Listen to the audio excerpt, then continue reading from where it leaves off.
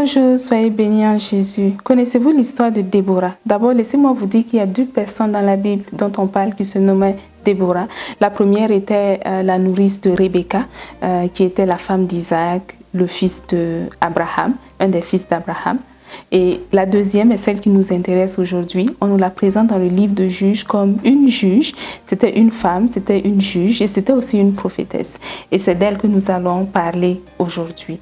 Donc la Bible ne nous dit pas beaucoup sur ses origines à cette femme. On sait juste qu'elle était mariée à une personne qui s'appelait Lapidote. On ne sait pas trop ce qu'il faisait, ni quel rôle il avait dans la société. On sait aussi qu'elle vivait dans la région qui était occupée par Éphraïm, la tribu d'Éphraïm en Israël. Mais on ne connaît vraiment pas grand-chose d'elle.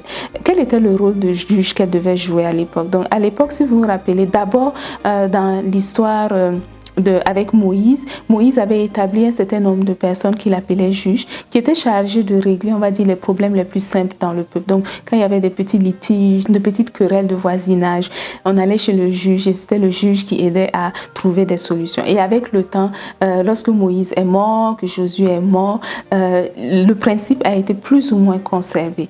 Mais à ces moments particuliers de l'histoire, le juge était quelqu'un qui jouait un rôle encore plus grand. Donc, c'était une personne que Dieu suscitait. Et quand cette personne venait, elle ramenait le peuple qui s'était éloigné de Dieu à Dieu. Donc, avant que le juge ne vienne, le peuple se détournait de Dieu parce qu'il n'y avait pas de roi, il n'y avait plus personne qui dirigeait le peuple. Et quand le juge était suscité, c'était par lui que le salut revenait en Israël, c'est par lui que le peuple était délivré, etc. Donc, Déborah va être la seule femme juge qui est présentée dans la Bible. Et son histoire est vraiment intéressante. En quelle occasion est-ce que Déborah va faire preuve de foi? C'est ce que nous allons regarder aujourd'hui. Donc, je vous propose de regarder dans Juges au chapitre 4, les versets 6 à 9. Elle, c'est-à-dire Déborah, fit appeler Barak, fils d'Abinoam, de Kedesh Nephtali, et elle lui dit: voilà l'ordre qu'a donné l'Éternel, le Dieu d'Israël.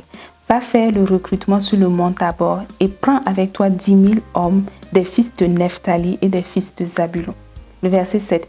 J'attirerai vers toi au torrent de Kishon Sisera, chef de l'armée de Yabin, avec ses chars et ses troupes, et je le livrerai entre tes mains. Verset 8. Barak lui dit: si tu viens avec moi, j'irai, mais si tu ne viens pas avec moi, je n'irai pas. Et le verset 9, juste une partie que je vais lire, elle lui répondit: j'irai avec toi. Donc, vous voyez, cette femme avait reçu un message qui venait de Dieu et le message disait: le temps de la délivrance est arrivé. Et elle a donné l'ordre à celui qui était responsable des armées en Israël. Elle lui a dit: rassemble un certain nombre d'hommes, va en guerre contre les ennemis qui nous attaquent, qui étaient issus des tribus de Canaan, des autres tribus qui vivaient en Canaan et qui avaient des divinités qui étaient différentes de l'Éternel et qui amenaient le peuple à se détourner de Dieu pour servir ces autres dieux qui appartenaient à ces peuples cananéites. Donc, elle va dire à ce Barak-là, qui était le chef de l'armée d'Israël, va lui dire: réunis l'armée et va en guerre. Et Barak, peureux comme il est, va dire: non, je n'irai pas, sauf si tu vas avec moi. Et regardez ce que Déborah a fait. C'est une chose qui est vraiment extraordinaire. Déborah n'a pas regardé le fait que aucune femme n'est jamais allée en guerre. Elle n'a pas regardé le fait que ce n'était pas son rôle en tant que femme de se retrouver sur un champ de bataille pour régler ce genre de choses. Elle n'a pas regardé tout ce que la tradition et les sociétés de l'époque montraient comme standard de ce qu'elle devait faire et de ce qu'elle ne devait pas faire. Elle a simplement écouté ce que le Seigneur leur avait communiqué et sur la parole de l'Éternel, elle a décidé, elle a accepté d'aller en guerre avec Barak. Elle a accompagné Barak et elle a soutenu Barak au combat et ils ont remporté la victoire pour Israël.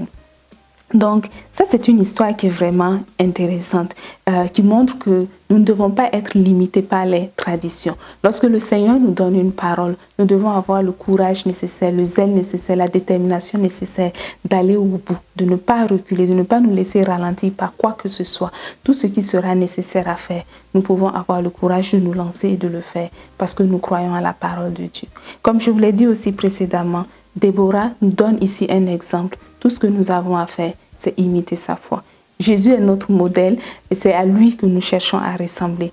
Mais l'exemple que Déborah nous a donné peut nous inspirer à faire de même. Soyez bénis en Jésus et à très bientôt. Suivez-nous sur les réseaux sociaux, sur Facebook, Instagram à l'adresse Jeunesse Foundation. Visitez notre chaîne YouTube à l'adresse Jeunesse Foundation et visitez notre site web à l'adresse www.fondationjeunesse.org. Nous y postons des ressources qui sont accessibles gratuitement, qui vous aideront à grandir dans votre relation avec Jésus.